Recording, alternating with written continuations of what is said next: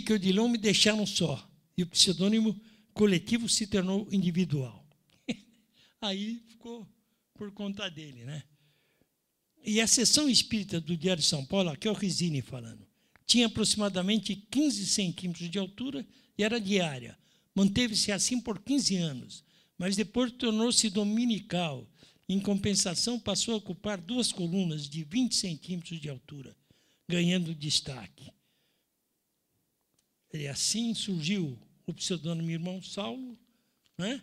E aqui uma observação do Risini, que foi uma observação do que ele fez. É evidente que as crônicas do apóstolo de Kardec não poderiam permanecer soterradas no arquivo dos jornais. E, por sugestão de Jorge Risini, o editor Frederico Giannini lançou em 1962, com selo da editora Edicel, uma coleção que recebeu de Herculano Pires o título Os Três Caminhos de Hecate, né? Esse livro é a Edicel que publica, que é uma coleção das crônicas. 20 anos depois, a editora Correio Fraterno do ABC lançaria mais 4 coletâneas. O Homem Novo é um livro com as coletâneas, O Infinito e o Finito, Visão Espírita da Bíblia e O Mistério do Bem e do Mal. E ele põe, é de esperar-se que outras surjam. Então, várias crônicas já estão publicadas e nós temos também no site da Fundação muita coisa, né, Molina? Colocada lá. Depois, vamos lá.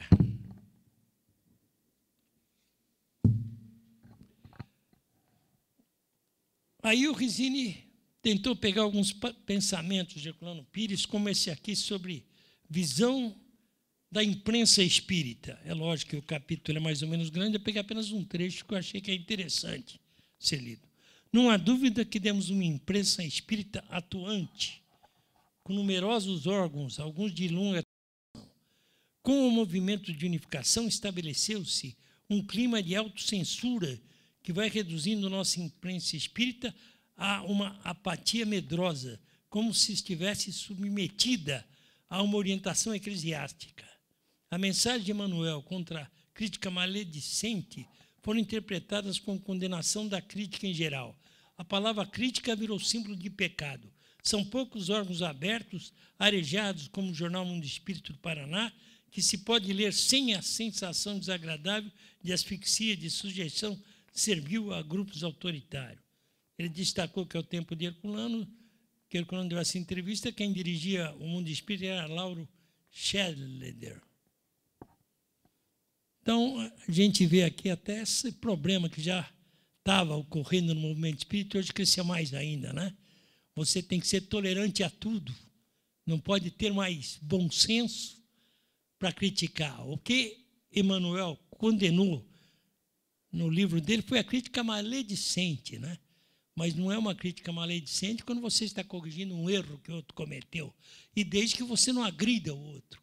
Como o pai sempre fez, ele discutiu com vários companheiros espíritas, quando alguns assuntos ele achava que não tinham nada a ver com a doutrina que eles queriam introduzir no movimento espírita, mas nunca brigando pessoalmente, ofendendo a pessoa, apenas discutindo a ideia, né?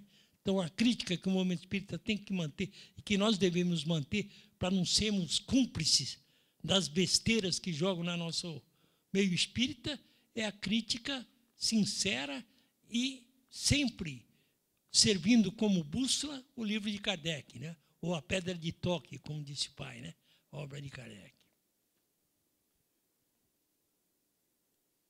Bom, aí teve o surgimento do Clube de Jornalistas Espírita de São Paulo, a fundação do Clube de Jornalistas Espírita de São Paulo, que era considerada a menina dos olhos de Herculano Pires.